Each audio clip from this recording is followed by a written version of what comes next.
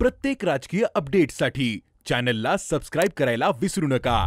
काँग्रेसचे ज्येष्ठ नेते माजी मुख्यमंत्री अशोक चव्हाण यांच्या भाजप प्रवेशानंतर राज्याच्या राजकारणात मोठा भूकंप आला। त्यानंतर काँग्रेसमधील अनेक नेते भाजपात जाणार असल्याची चर्चाही सुरू झाली।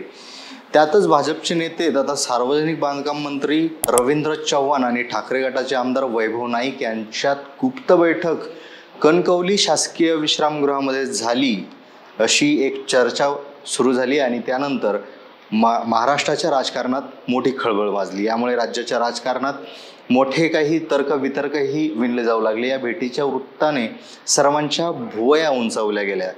वैभव नाईक हे शिंदे गटात प्रवेश करणार असल्याच्या अधूनमधून बातम्या येत असतात, मात्र अचानक वैभव नाईक यांनी भाजपाच्या रवींद्र चव्हाण यांची भेट घेऊन सर्वांनाच धक्का दिलाय। वैभव नाईक हे कोकणातले महत्त्वाचे नाव आहे। राणे परिवार आणि यांच्याबद्दल जे काही राजकीय वैर आहेत याबद्दल आपण आधीच व्हिडिओ केलेला आहे, तो आपण पाहू शकता। पण या भेटीमागे नेमकं काय गुपित दडलंय? नाईक हे ठाकरे यांची साथ सोडणार आहे का, की वेगळंच काहीतरी कारण आहे आणि भाजपाचा यात नेमका काय संबंध आहे पाहूया। नमस्कार, मी सुरेश कुमार उषाबाई सुधाकर, आपण पाहत आहात महाराष्ट्र भूमी। कोकण कन्या रेल्वे उशिरा आल्यामुळे कणकवली येथील गेस्ट हाऊसमध्ये चव्हाण आरामास थांबले होते। त्यावेळी सर्व कार्यकर्ते आले होते, पण वैभव नाईक अचानक आले आणि त्यांची भेट झाली। भाजप आणि संघटनात्मक वाढीसाठी नेहमीच प्रयत्नशील असतात असं चव्हाण स्वतः म्हणाले, तर अनेक लोकप्रतिनिधीही आपल्या संपर्कात असल्याचंही त्यांनी कबूल केलं। या संदर्भात वैभव नाईक यांनी अनेकदा माझ्याशी चर्चाही केली आहे। कोकण या विषयावर नारायण राणेंना विचारल्याशिवाय या संदर्भातील कोणताही निर्णय मी करू शकणार नाही, त्याशिवाय इतर चर्चाही झाल्या।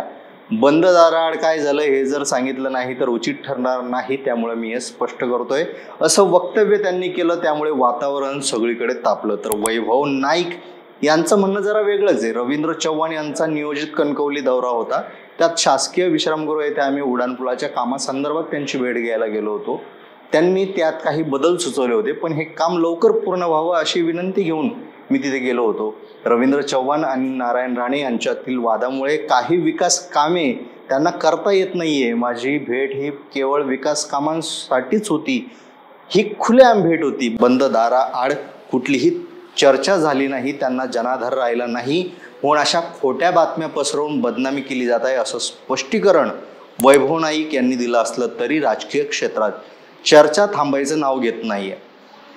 रवींद्र चव्हाण यांनी काल दिलेलं स्टेटमेंट म्हणजे रवींद्र चव्हाण आणि नारायण राणे यांच्यातील अंतर्गत धुसफूस बाहेर आली आहे असंही उद्धव ठाकरे यांच्या गटाचं म्हणणं आलंय।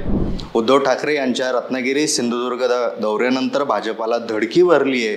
भाजपाला लोकसभेला इथे उमेदवार मिळत नसल्याने ते भ्रमिष्ट झाले आहेत। मला अनेक पक्षांच्या ऑफर आल्या होत्या, मंत्रिपदाच्याही ऑफर आल्या होत्या, मात्र आम्ही पक्षाशी निष्ठावंत आहोत असंही नाईक म्हणाले। तरीही दोघांचं मत वेगवेगळं असल्यामुळे जनतेच्या मनात शंका निर्माण होते। तर दुसरीकडे नाईक यांनी 20 वर्षाचा हिशोब समोर मांडला तरी 1 रुपयाचा भ्रष्टाचार ते काढू शकले नाहीत अशी चर्चाही शिवसैनिकांमध्ये सुरू आहे। सोबतच जिल्ह्यात ठाकरे गटाचे कट्टर समर्थक म्हणून आपली स्वतंत्र ओळख निर्माण करण्यात आणि कुडाळ विधानसभा मतदारसंघात आपले वर्चस्व कायम ठेवण्यात वैभव नाईक यशस्वी ठरले आहेत। त्यामुळे त्यांना ठरवून टार्गेट केलं जात आहे अशी चर्चा सुरू आहे।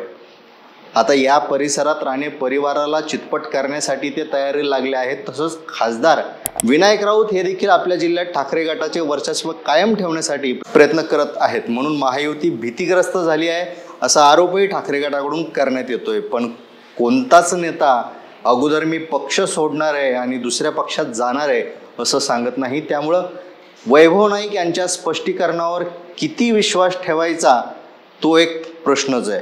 आपल्याला याबद्दल काय वाटतं कमेंटमध्ये नक्की सांगा।